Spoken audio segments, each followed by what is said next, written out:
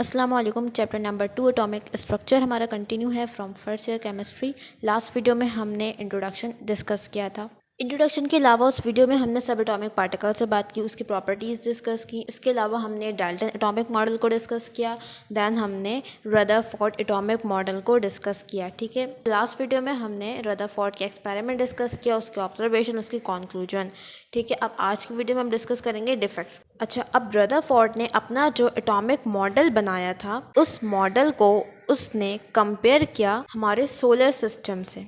ठीक है, solar system से किस तरह से कंपेयर किया? जिस तरह सोलर सिस्टम में सेंटर में क्या है, सन है, सन के अराउंड डिफरेंट ऑर्बिट्स हैं, इन ऑर्बिट में प्लैनेट्स रिवॉल्व कर रहे हैं। ठीक है, जैसे कि मरकरी है, वीनस, फिर अर्थ, इस तरह से Saturn, Jupiter, Uranus, different planets हैं जो कि अराउंड द सन ऑर्बिट में रिवॉल्व कर रहे हैं। तो रदरफोर्ड ने जब अपना एटॉमिक मॉडल दिया, उसने कहा कि जो एटम का स्ट्रक्चर है वो बिल्कुल सिमिलर है जैसे कि हमारा सोलर सिस्टम। जैसे सोलर सिस्टम में सेंटर में सन मौजूद है, एटम में क्या है, न्यूक्लियस।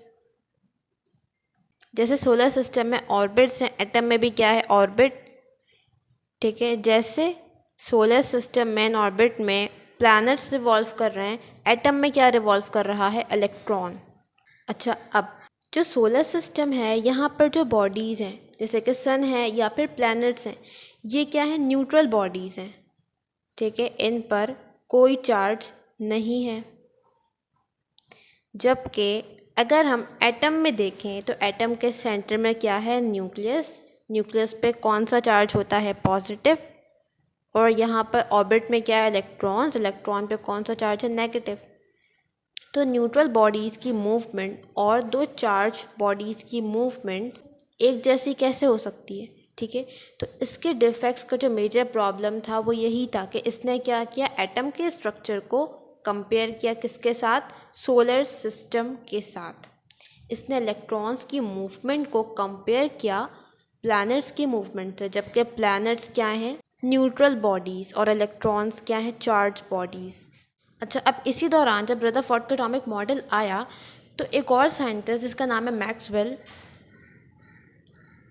इसने अपनी एक थ्योरी दी फिज़िक्स में। इसने बात किया चार्ज पार्टिकल की मूवमेंट के बारे में।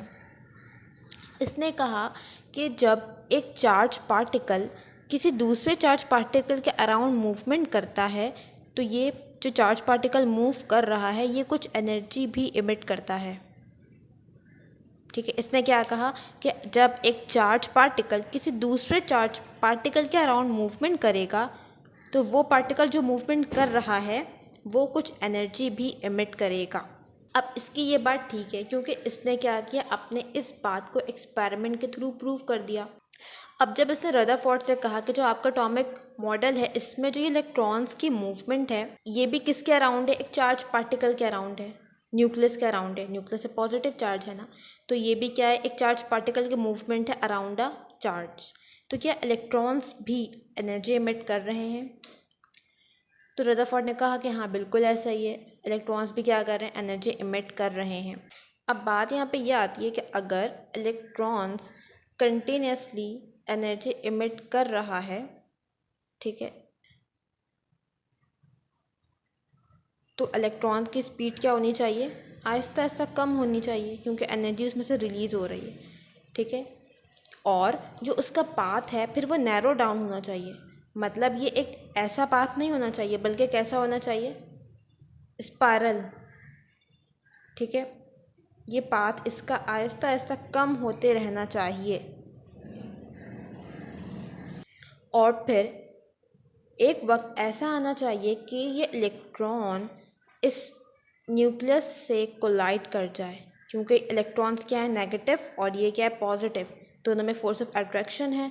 तो होना क्या चाहिए, जब इसका पाथ बिल्कुल नैरो डाउन हो जाए तो ये दोनों आपस में अट्रैक्ट कर जाए, दोनों आपस में कोलाइड कर जाए। और अगर ऐसा हो जाए तो एटम ख़त्म हो जाए, जितने एटम है वो सारे क्या हो जाने चाहिए, फिर डिस्ट्रॉय, ख़त्म हो जाने चाहिए। एटम स्टेबल ही नहीं होना चाहिए, लेकिन एटम्स क्या हैं, सारे स्टेबल हैं। अब इस बात का जवाब रदरफोर्ड के पास नहीं था कि अगर इलेक्ट्रॉन कंटिन्यूसली एनर्जी इमिट कर रहा है तो वो स्टेबल कैसे है? अगर रदरफोर्ड की ये बात ठीक है कि जो इलेक्ट्रॉन है वो कंटिन्यूसली एमिट कर रहा है एनर्जी, तो उसका पाथ कम होना चाहिए आहिस्ता आहिस्ता, और अल्टीमेटली होना क्या चाहिए कि जो इलेक्ट्रॉन है वो इस न्यूक्लियस से कोलाइड कर जाए और एटम डिस्ट्रॉय हो जाए। बट रियल में तो ऐसा नहीं हो रहा, सारे एटम्स बिल्कुल सही हैं, ठीक है, एटम्स क्या हैं, सारे स्टेबल हैं। ये दो बातें आपस में ऑपोजिट हैं, यहाँ पे क्या है, कॉन्ट्रडिक्शन हो रही है। और दूसरी बात ये है कि अगर इलेक्ट्रॉन्स कंटिन्यूसली एनर्जी इमिट कर रहा है तो उस एनर्जी से जो स्पेक्ट्रम हमारे पास बनना चाहिए था वो था कंटिन्यूस स्पेक्ट्रम। देखो स्पेक्ट्रम पहले हम समझते हैं कि स्पेक्ट्रम क्या होता है।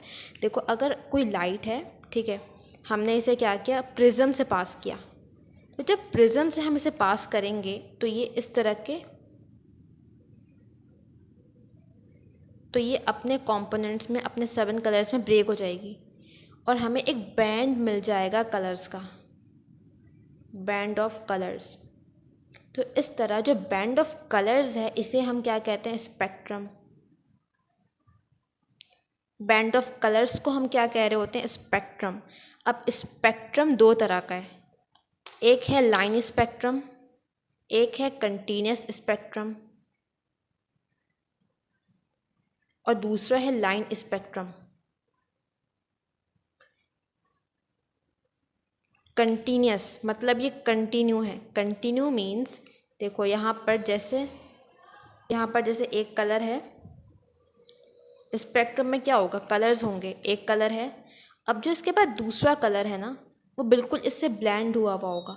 यहाँ पर हमें कोई लाइन ऑफ डिमार्केशन नहीं दिखेगी, कोई एक सेपरेट लाइन नहीं दिखेगी, मतलब इन दो कलर्स के दरमियान कोई गैप नहीं होगा, ये दो कलर ऐसे मर्ज हुए हुए होंगे।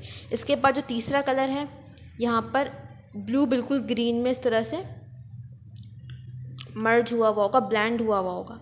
इस तरह से हमें जितने भी कलर्स मिलेंगे वो सारे एक दूसरे में ब्लेंड हुए हुए होंगे। यहाँ पर मैं पिक्चर्स भी अटैच कर दूँगी। दूसरा है लाइन स्पेक्ट्रम।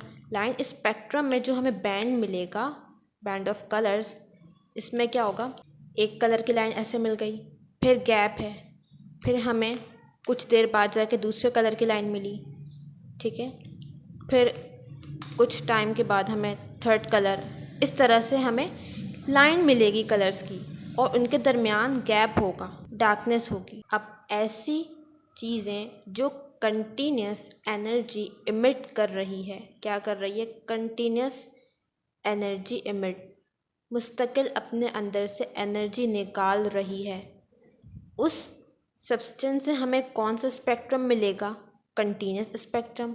क्योंकि कंटिन्यूस एनर्जी आ रही है, हमें कंटिन्यूस बैंड ऑफ कलर्स मिल जाएगा, ठीक है। तो वो चीज़ें जो कंटिन्यूस एनर्जी इमिट कर रही है वो क्या देगी हमें, कंटिन्यूस स्पेक्ट्रम। अच्छा, अब वो चीज़ें जो कंटिन्यूसली एनर्जी इमिट नहीं कर रही बल्कि वो कुछ ख़ास वक्तों में ही एनर्जी इमिट कर रही है, मतलब कंटिन्यूस नहीं कर रही, कुछ टाइम के लिए एनर्जी इमिट कर रही है, ठीक है। तो वो चीज़ें हमें कौन सा स्पेक्ट्रम देंगी, लाइन स्पेक्ट्रम, ठीक है। मतलब फॉर एग्जांपल अभी इसने एनर्जी इमिट की, हमें एक लाइन मिल गई कलर की, फिर इसने एनर्जी इमिट नहीं की, फिर कुछ वक्त के बाद फिर एनर्जी इमिट की, हमें दूसरा बैंड मिल गया कलर का, फिर एनर्जी इमिट नहीं किया, हमें डार्कनेस मिल गई, फिर कुछ टाइम के बाद एनर्जी इमिट हुई, हमें एक और बैंड मिल गया, ठीक है। तो इस तरह से वो चीज़ें जो कंटिन्यूस एनर्जी इमिट नहीं करेगी वो हमें कौन सा स्पेक्ट्रम देगी, लाइन स्पेक्ट्रम। अब रदरफोर्ड ने क्या कहा कि जो इलेक्ट्रॉन्स हैं वो क्या करें, कंटिन्यूस मोशन में है, वो कंटिन्यूस एनर्जी इमिट कर रहे हैं। तो अगर इलेक्ट्रॉन्स कंटिन्यूसली एनर्जी इमिट कर रहे हैं तो उनसे हमें कौन सा स्पेक्ट्रम मिलना चाहिए, कंटिन्यूस स्पेक्ट्रम। लेकिन अगर हम एटम्स की बात करें तो एटम्स हमें रियलिटी में कौन सा स्पेक्ट्रम देता है, लाइन स्पेक्ट्रम। ये दो बातें भी आपस में क्या ऑपोजिट हैं। अगर रदरफोर्ड की बात ठीक है कि एटम कंटिन्यूसली एनर्जी इमिट कर रहा है तो होना क्या चाहिए, कंटिन्यूस स्पेक्ट्रम मिलना चाहिए, बट हमें क्या मिलता है प्रैक्टिकली, लाइन स्पेक्ट्रम। तो ये भी वो बात थी जिसका जवाब रदरफोर्ड के पास नहीं था। तो ये दो डिफेक्ट्स हैं रदरफोर्ड के। फिर आगे साइंटिस्ट आए जिन्होंने आगे फर्दर काम किया और इन बातों का जवाब दिया। इस वीडियो में कोई भी बात समझ में ना आई हो तो you can ask in the comment section.